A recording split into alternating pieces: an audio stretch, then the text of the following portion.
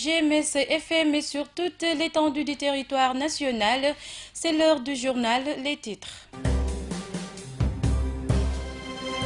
Le premier acte d'une Tabaski célébrée encore cette année dans la division a été posé ce matin à Lindiane. Des dizaines de fidèles musulmans ont célébré l'Eid el-Kabir en attendant le grand rendez-vous de demain. Au même moment, les populations de Bignona font face à l'équation de l'accès à certaines denrées et des prix, une difficulté supplémentaire qui n'entame en rien leur détermination de passer une bonne fête. L'actualité internationale mettra fin à cette édition de développement. Bonjour et bienvenue. Je le disais tantôt, la communauté musulmane a encore renoué avec la célébration de la Tabaski dans la division. À Ziguinchor, des fidèles ont pris part à la prière au quartier Lindiane, où l'imam n'a pas manqué de rappeler les fondements de l'Eid el-Kabir, nous dit Mohamedou Salif Ndiaye. À l'instar de la Korité, la communauté musulmane célèbre la Tabaski dans la division.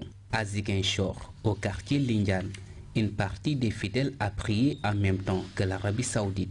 L'imam, dans son sermon, revient sur le sens de la célébration de l'Eid el-Kabir. Nous rendons grâce à Allah subhanahu wa ta'ala qui nous a permis aujourd'hui de célébrer la fête de Tabaski à l'instar de tous les pays musulmans du monde.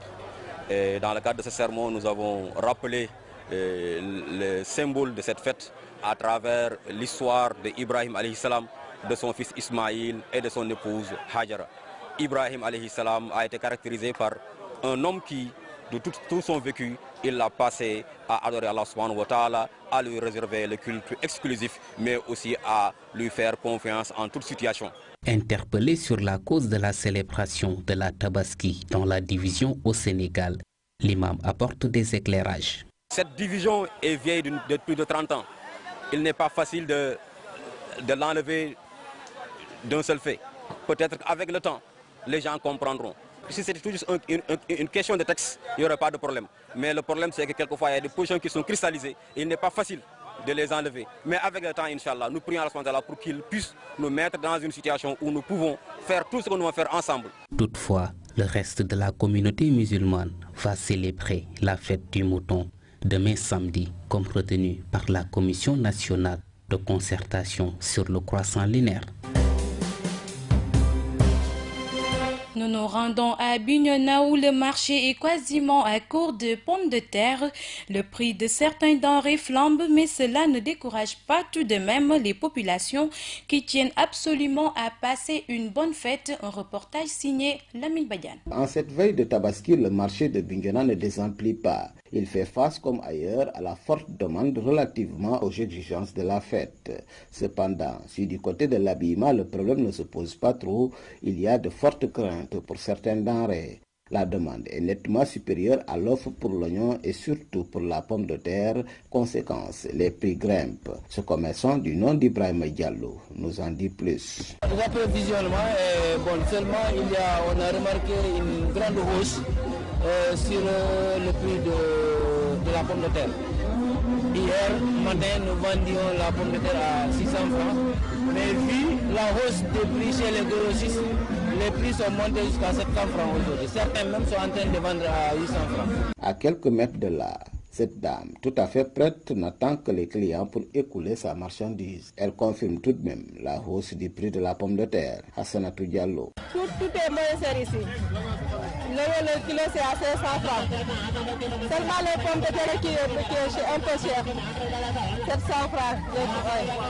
Peut-être il n'y a pas de pommes de terre. Qui est responsable de cette hausse vertigineuse du prix des denrées à Bignona? En tout cas, par les commerçants. C'est du moins ce que semble affirmer Abdou Badji, président du comité de gestion du marché de la gare routière de Bignona. D'où ça vient? Tout produit, de la pomme de terre importée, descend à Dakar avant d'arriver ici. Avec cette longue distance et ce temps que les transporteurs font sur la route, finalement, à quelques jours de la fête de la Tabaski, les routes sont bloquées et l'arrivée de certaines denrées marchandises risque d'avoir des problèmes. Ce n'est pas du tout l'avis des populations qui en appellent au bon sens des vendeurs. Hadijatou Diallo. C'est vrai, le prix de l'oignon a augmenté, mais les vendeuses devront diminuer là, pour que les clients puissent acheter, passer une bonne fête. Sur le plan de la sécurité, notamment la nuit, les vendeurs ne se plaignent pas. Ils sont bien encadrés par les services de sécurité, les ASP surtout. Et la mairie de Bignona a joué sa partition en renforçant l'éclairage pour que tout se passe bien. Mais que dire de l'arrivée de GMS? Les commerçants apprécient. Ndoye Sow. Ça se voit que la paix mu ngi am Casamance ñu ñaan yàlla jàmm gi sax te neel borom télé bi rajo bi ne ko mention spéciale yal nañu gën a jëm kanam parce que rajo yorul li et télé yorul yéri Casamance. Lamine Badiane, Bignona pour la radio du Sud. Merci Lamine Badiane. Nous restons toujours dans la mouvance de la Tabaski qui est un moment fort de déplacement des populations et donc de difficultés pour des centaines de personnes, autant pour moi, désireuses d'aller ou de venir passer la fête de la Tabaski en famille. Toutes déplorent une chose, les longues files d'attente au bac de Farafenni, une situation qui oblige certains voyageurs à emprunter la voie de contournement, nous dit Sissao Koli. À la gare routière de Ziguinchor, ils étaient nombreux à quitter la ville hier dans le souci de passer la fête en famille. Ces voyageurs déplorent cependant les longues heures d'attente avant le départ des véhicules. Une difficulté, non seulement l'écart, bon vous voyez, là je comprends, c'est le sous-développement du Sénégal. Depuis presque 13 heures je suis là, jusqu'à présent je n'ai pas pu trouver une voiture. On a un problème de voitures ici. Les voitures aussi, avant, il faut qu'ils prennent des passagers jusqu'à remplir pour qu'ils puissent départ. C'est pourquoi, c'est ça qui a fait que je suis là jusqu'à présent. Contrairement aux autres événements, le prix des tickets de transport est resté intact. Depuis le matin, franchement, on n'a pas de problème. Les clients voyagent normal. Et on n'a pas augmenté de prix. Et il y a les véhicules aussi.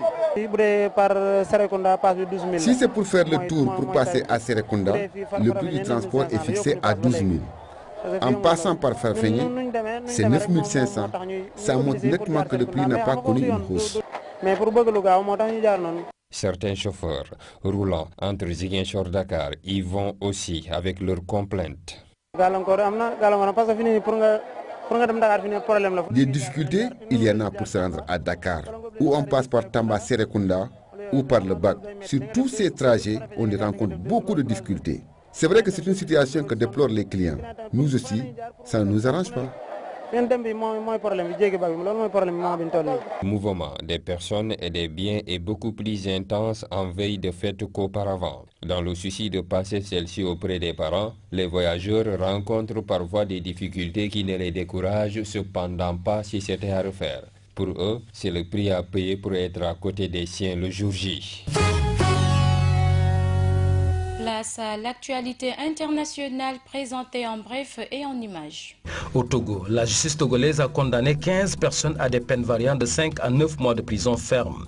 Ces condamnations font suite aux manifestations organisées par l'opposition le 19 août dernier pour exiger des réformes. Selon le ministère de la Justice, 66 personnes avaient été placées sous mandat de dépôt dans la capitale et 3 autres villes du pays à la suite des manifestations du 19 août qui avaient fait officiellement 2 morts à Sokodé, à 300 km au nord de Lomé.